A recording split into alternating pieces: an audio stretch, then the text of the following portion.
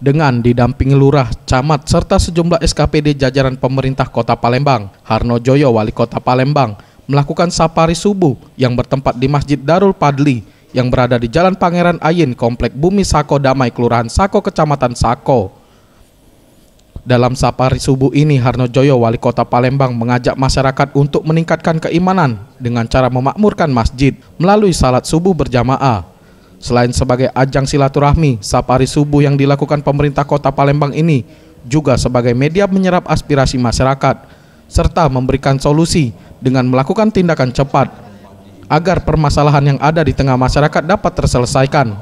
Dari hasil safari subuh ini, kebanyakan permasalahan yang dilaporkan terkait pembangunan infrastruktur, mulai dari perbaikan jalan, penambahan lampu jalan, serta pelayanan umum seperti air dan listrik.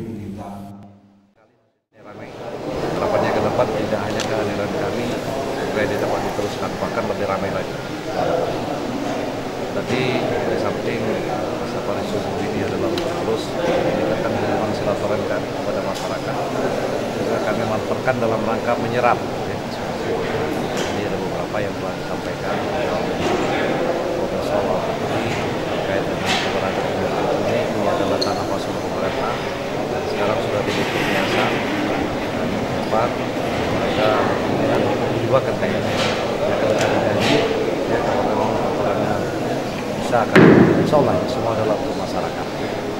Mudah-mudahan nanti juga rasa alamat-alamat juga akan disampaikan terkait dengan apa yang menjadi kebutuhan fasilitas umum. Juga tadi besok-besok Pak Alfitri menyampaikan nanti gotong royong di tempat kami. Kira-kira hal-hal yang seperti inilah yang ingin kami dapatkan betul-betul dari tokoh masyarakat. Pada prinsipnya apa yang bisa kami kerjakan hari ini tidak akan kami tunda besok, kecuali kalau itu membutuhkan anggaran yang cukup besar, itulah yang menjadi prioritas. Setelah melaksanakan safari subuh, Wali Kota Palembang Harno Joyo memberikan bantuan dana, bantuan untuk perbaikan masjid.